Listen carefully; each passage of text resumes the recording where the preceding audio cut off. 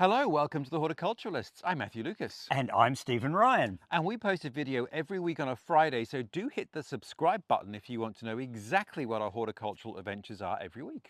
And don't forget our Monday shorts. If you've got a burning horticultural question you'd like to ask me, put it in the comments below. Tell me where you're from for context, and we'll get round to answering it on Monday. We will. And Stephen, today is your birthday. Happy birthday to you. I've got to say my birthday, once it goes to air, is going to go over about a month. But anyhow. Or longer, actually, because who knows when this will go to air. But anyway, yeah. Stephen, on your birthday, what shall we do? All right, today we're going to do what we've done before, but at different seasons. We're going to do a garden walk through my own garden. Yes. To see what's doing its thing, what's not doing its thing, how the garden is faring. Because for those who don't live in our area, we've been through a comparatively dry and slightly torrid summer.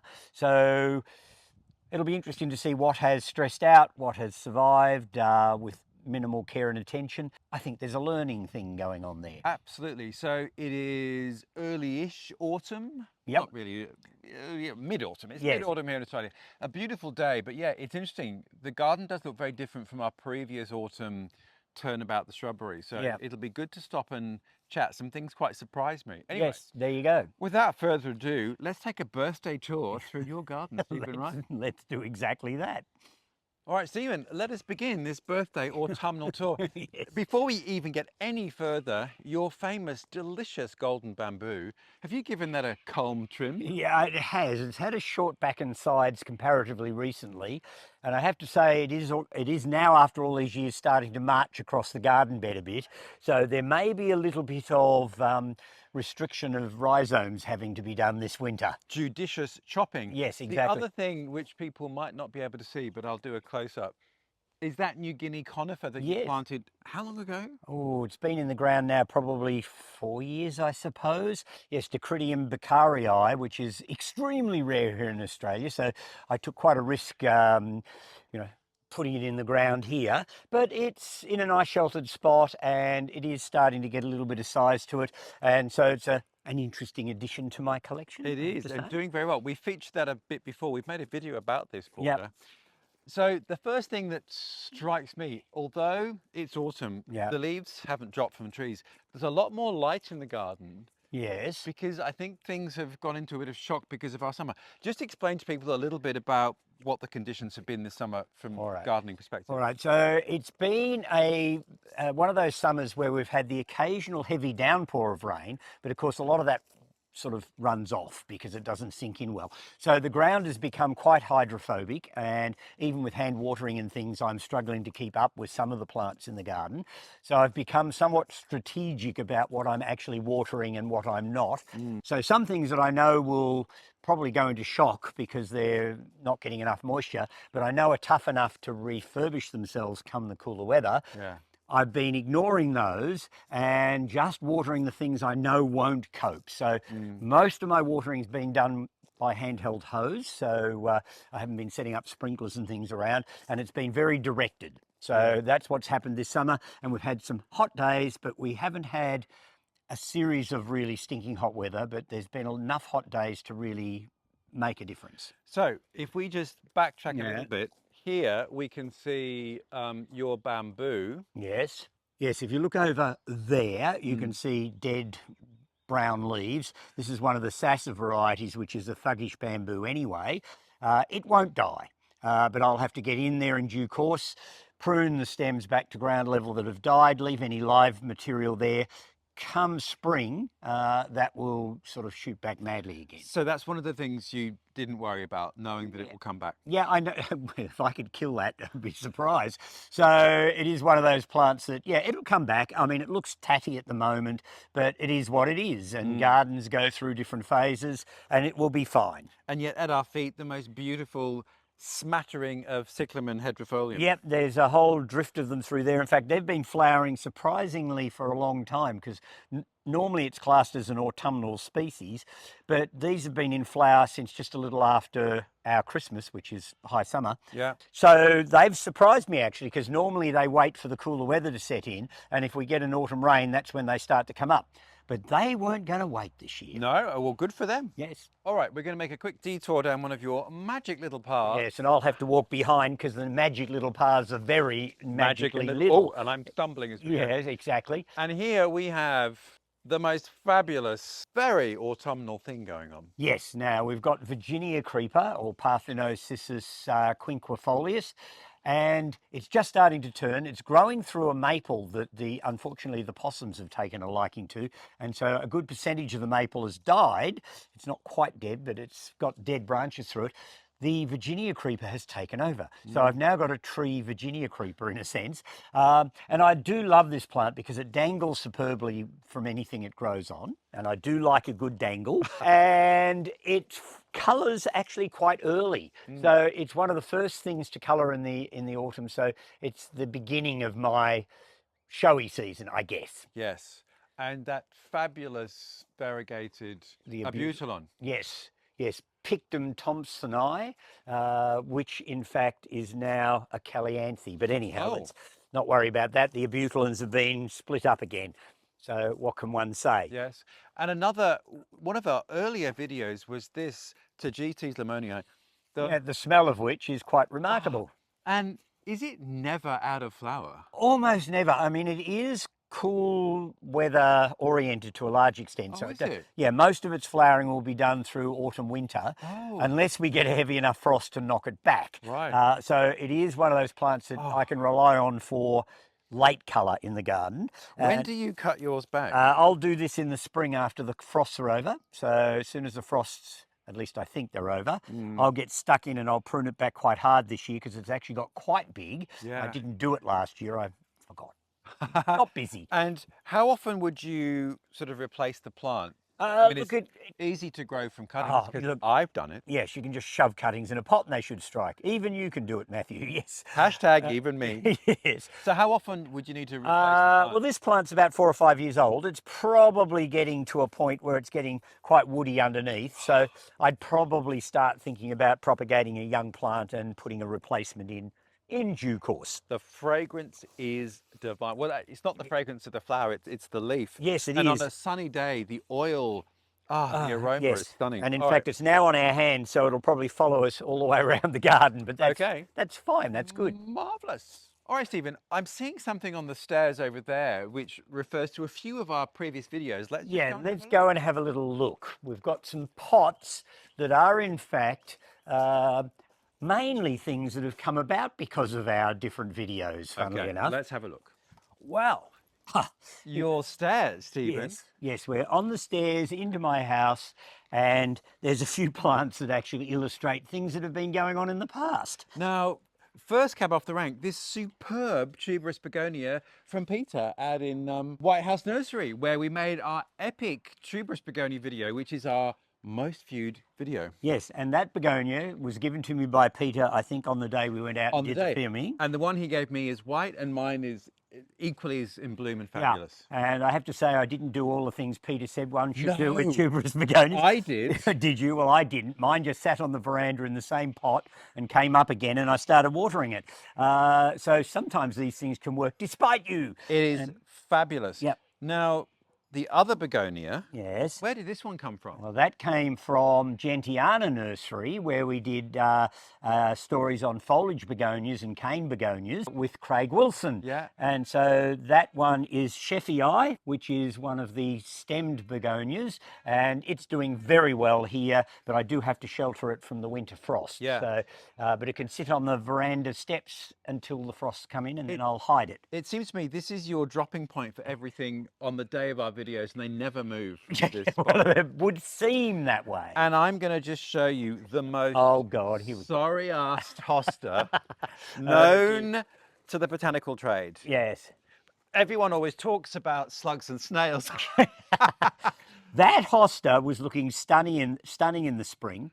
My partner and I went away for a few days, and I hadn't put any snail bait or anything out at that time. And when we got home, this is what welcomed us. And of course, I have to live with that now until it dies down. Yeah. And then I will have to pay the piper next season and make sure that I keep up with the snail bait and so forth. I thought in a pot on the steps it might have been safe, but no. Unfortunately the hosta got knocked back. And of course, that's in relation to our hosta video that we made again with Craig. Yeah, with Craig Wilson. And then just here, this amazing foliage. Oh, it's got very sticky stems. Yeah, and turn the leaf over and have a look underneath.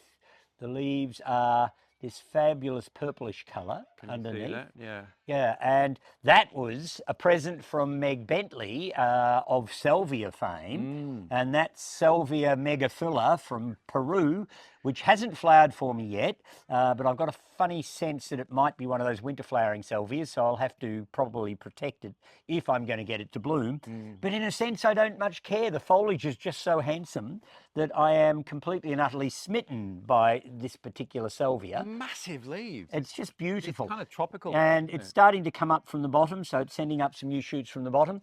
And when I potted it up, I did exactly what Meg said, and I buried it deep.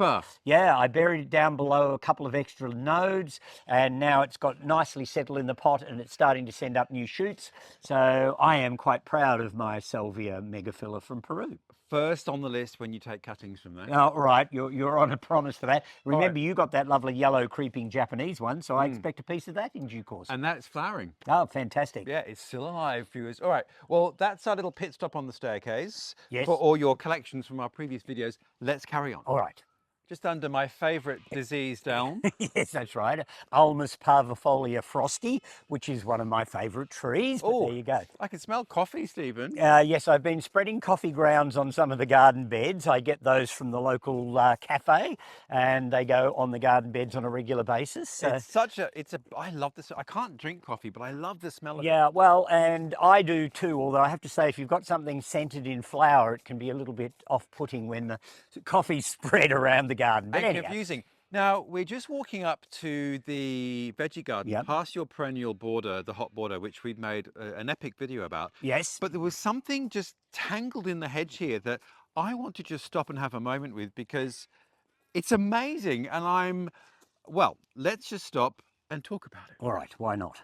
So this thing struck me because the leaf seems very familiar to something I'm growing. What is that, Stephen? All right, so it's one of the Dioscoreas, which are a huge genus of, well, they're tuberous producing plants. They get this huge big cortex at the base of them.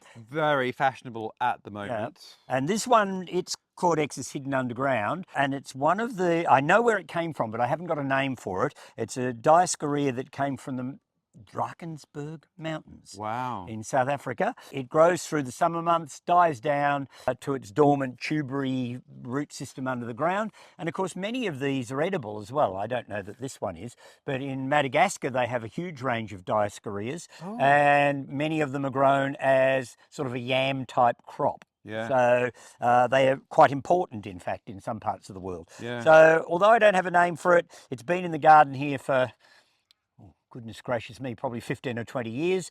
I thought I'd dug it out actually to put into a big pot, and I've got that up at the nursery where I've exposed the cortex, and it's got this big flat plate sort of tuber, but I must have broken a piece off the side of it because it's come back again where it was before. And it just goes to show, I have spent a lot of time in this garden, Stephen. I've never noticed this. So I've got Dioscorea elephantypes. I wouldn't say elephantitis, but it's not elephantypes, which I grew from seed, and my cordexes are now sort of that big and starting to get really... I was getting the crinkly look. Yeah. So the leaf is very similar. Oh, yes. But your cordex is flat and smooth. Yeah, completely different sort of... And each species, although there's a similarity in most of them with the leaves, each species seems to develop a completely different cortex under it. And the other interesting thing with them is there are boys and girls. And of course, I've only got one sex of this particular species. So I'll never get any seed.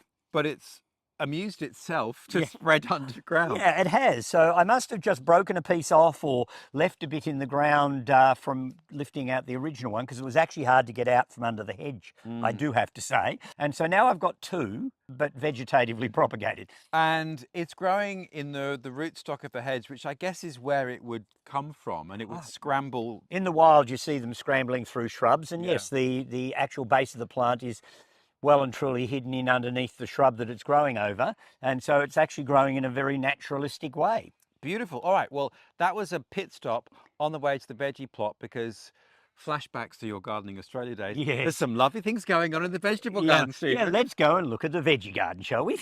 All right, Stephen, heading into direct sun, unfortunately. But yeah, well, that's the way it happens sometimes. Into the veggie plot. Now, it's sort of that sort of trans-seasonal moment, but there's some stunning things that I am just wanting to show everyone because like this is just monumental. Okay, we're going to go and get the tripod, but just look at this thing towering above us. Looks like a sunflower. But in fact, it's not. No, a relative thereof, but something different again. All right, let's get the tripod and linger here because there's also something beautiful there. All right. So, Stephen, what is this towering beauty? It does look like a sunflower. And, you know, they're in the same family, of course. They're daisies. This is what most people would call a Jerusalem artichoke, although sunchoke is another name I've heard used for them. It isn't from Jerusalem. It comes from, in fact, South America.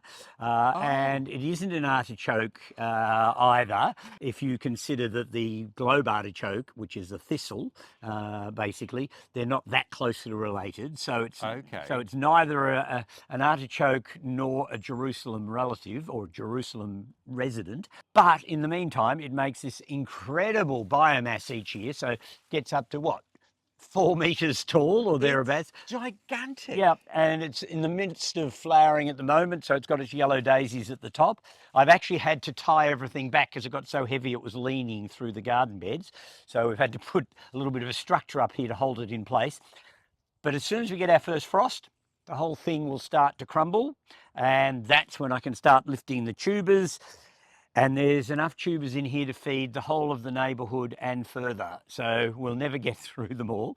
But they are a fabulous thing for making soup, for putting in the oven and roasting. You can use them in lots and lots of ways. I've used them as a cold thing in salads. Yeah, they're a very useful vegetable, high in carbohydrates and full of minerals. Oh, well, there you go. This is our second cooking channel. Yeah. And if we just move the camera this way, yes, right behind us is a patch of amaranth, which is one of our earliest videos, and it is such a beautiful sight to behold. Now, this wasn't planted intentionally. This came up as self-sown seedlings. So a whole bed has been taken up by the self-sown seedlings of Amaranthus caudatus. I have been using the leaves in the kitchen. Right, yep. I sweat down an onion, throw the leaves in, let it all sort of collapse down into sort of spinach-like green stuff, and it's quite tasty. So we use the amaranth quite a lot.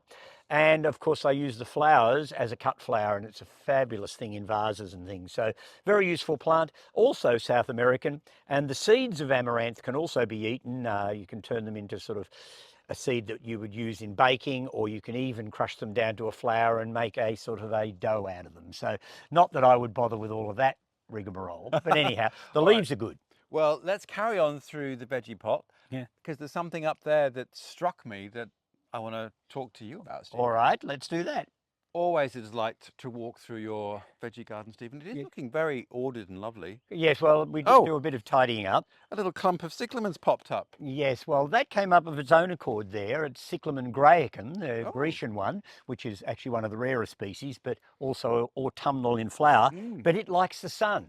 So it's one that you would plant out into a sunnier spot than you would the hederifolium. So there you go.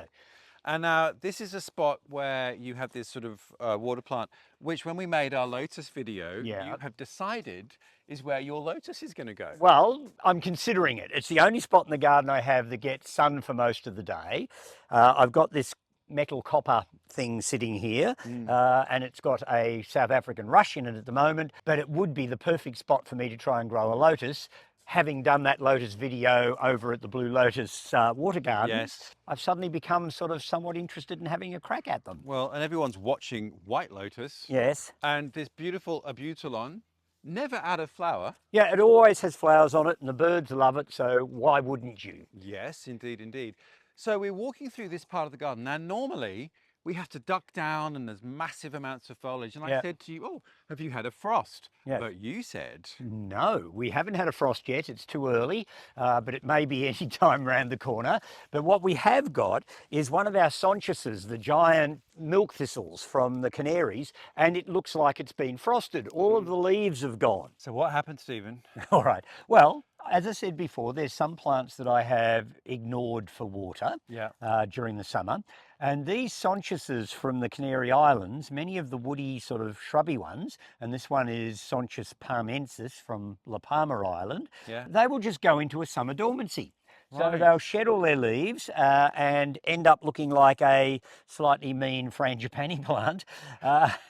And if you look closely, you can see they're just starting to reinitiate growth again. So we're well into autumn and the days are shortening, the nights are getting cooler. So although we haven't still had a lot of rain, the plant is anticipating the potential rain coming, and it's already starting to break into leaf. So come late autumn, early winter, this plant will be again in full foliage. Interesting, because it looks as though it's dying, but it's an interesting strategy that makes perfect sense. So in a couple of weeks this will be... Oh yeah, it won't take terribly long. If we do get a good autumn break in the weather with some decent rains, within days this will be sort of completely sort of leafy again. Interesting. Yeah, so I haven't watered it all summer. And it knows that. So it's telling you. Yes, it's telling me, but there was no need to, because I knew that it would go into a dormancy and come back again. And a number of plants from dry summer areas have actually developed the strategy of becoming summer deciduous to help them get through that period of the year when there's just not enough water.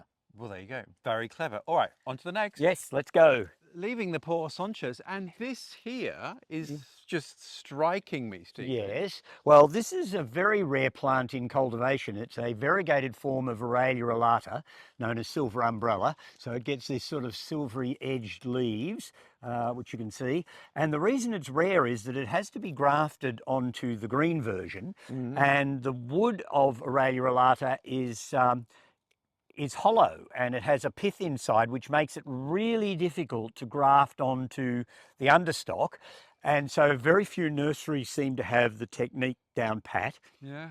And I know when I was in England 10 years ago, they were charging about £300 each for plants of this particular variegated Aurelia.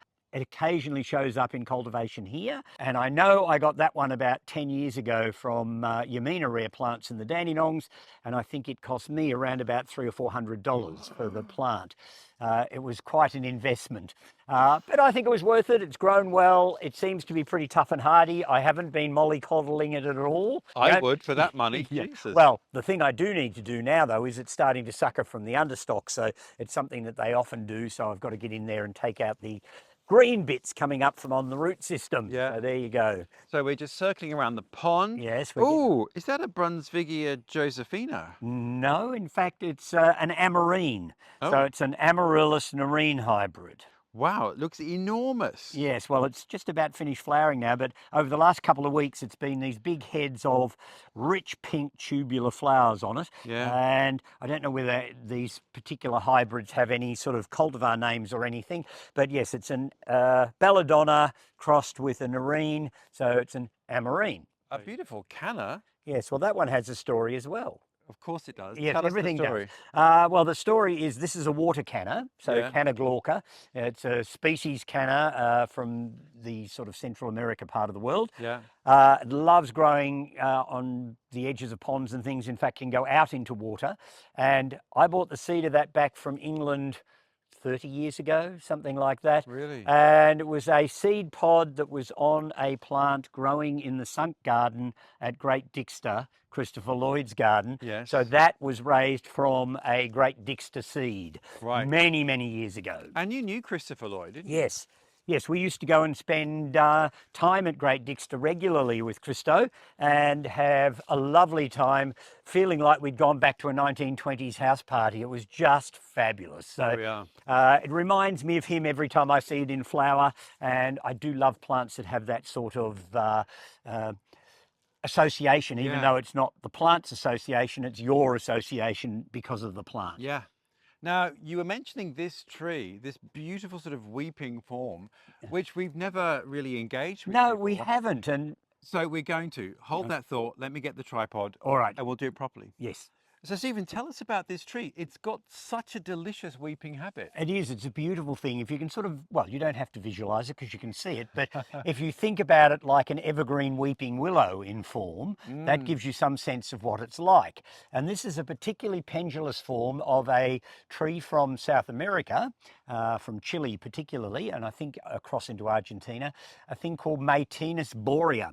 And boaria means of cattle, and the reason it's of cattle is that they regularly feed this in drought years to cattle. They can eat it. Right. So it's an important tree in agriculture in South America, and it could be an important garden tree here in Australia. The problem with it is, as a little tree in a pot, it is the most scruffy, ordinary looking thing. And to convince somebody that it's going to grow into this elegantly beautiful weeping specimen, even I struggle to sell it. Stephen, right. Now there's something. Yeah, so it is drought tolerant, it is heat tolerant, it's comparatively cold tolerant, but again, I doubt that you'd grow it in northern parts. So sorry, Canada, sorry, northern parts of the United Kingdom. But in the right climates, it is a fabulous tree. And I guess one has to put the provisos in as well. And the one proviso with this tree is that it has a propensity to sucker.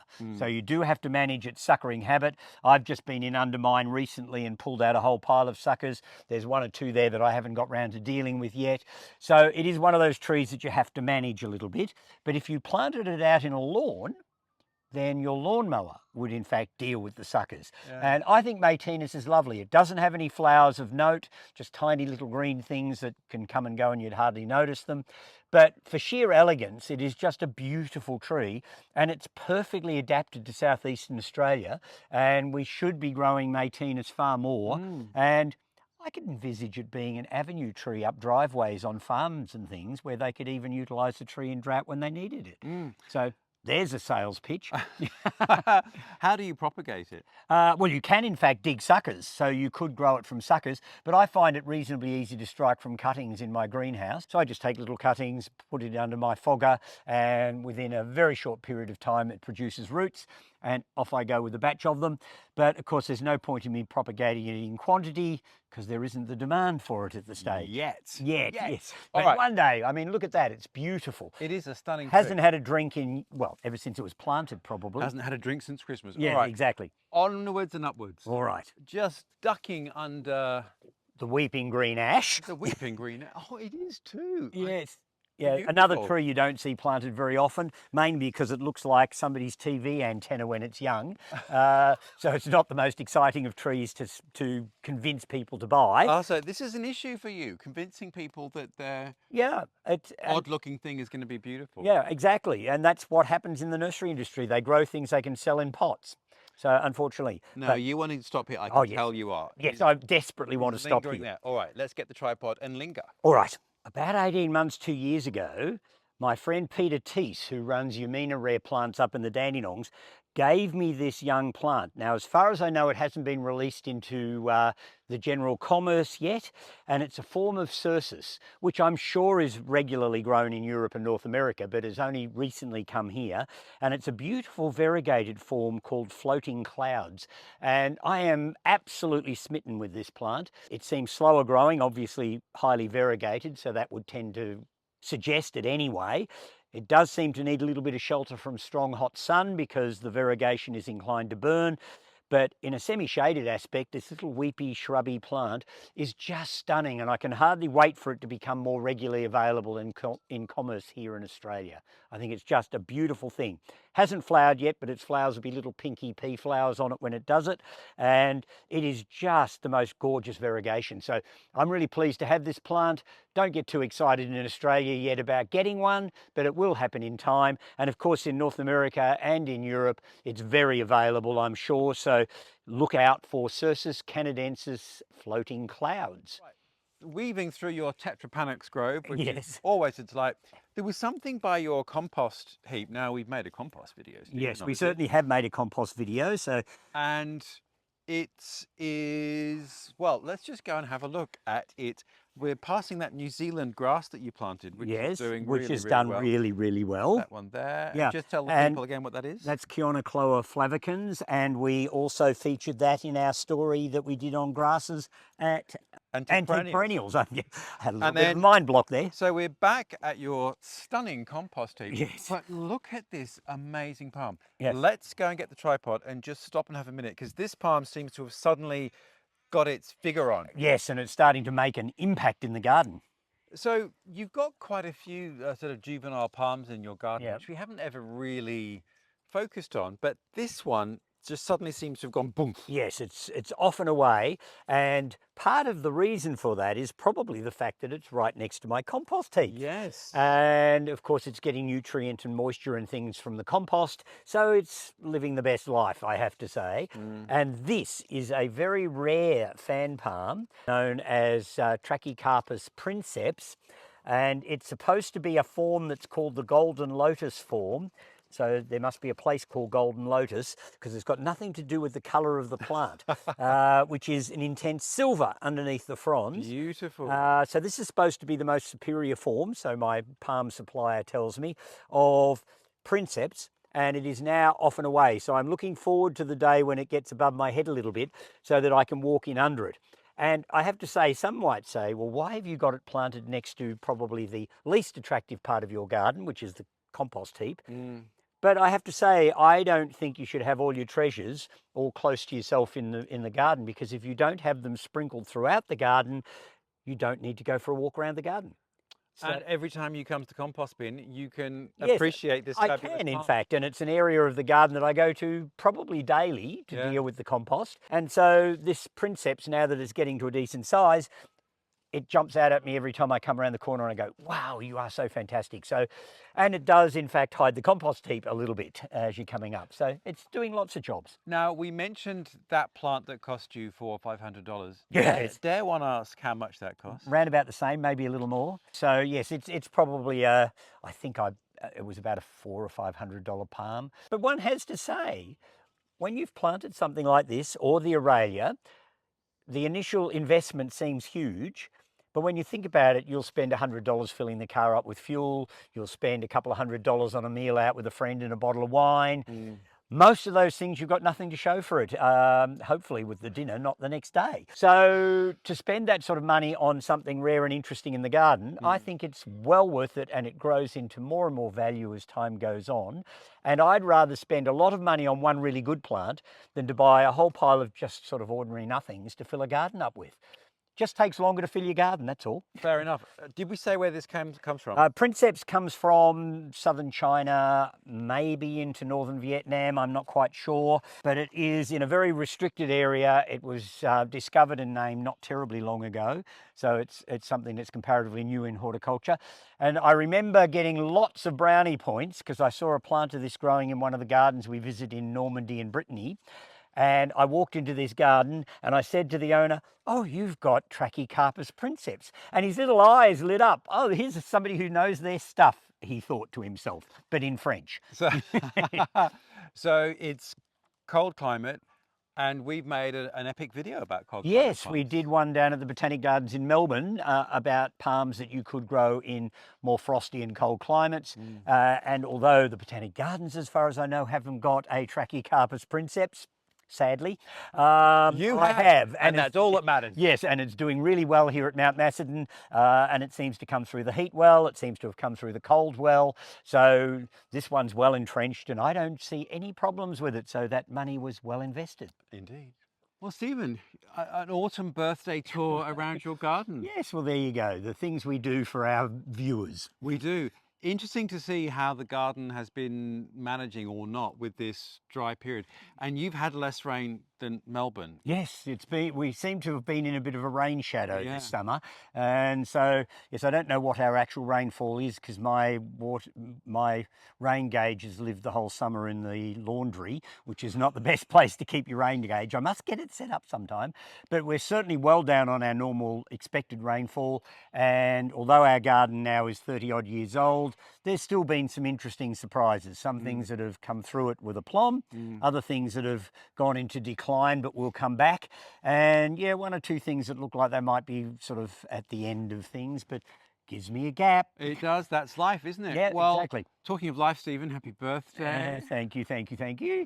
And who knows what we could be doing next week? Well, it won't be in my garden, I doubt, but anyhow, we will be somewhere doing something horticultural and hopefully engaging with an interesting group of plants. And if you want to know what it is, you should hit subscribe, because we post every week on a Friday. And don't forget our Monday shorts where Stephen Ryan answers your burning horticultural questions. And don't forget to put where you're from if you are asking me a question, so that I have a proper sense of context. Very important. Well, Stephen, until then, happy birthday. Thank you. And we'll see you next week. All right, bye all.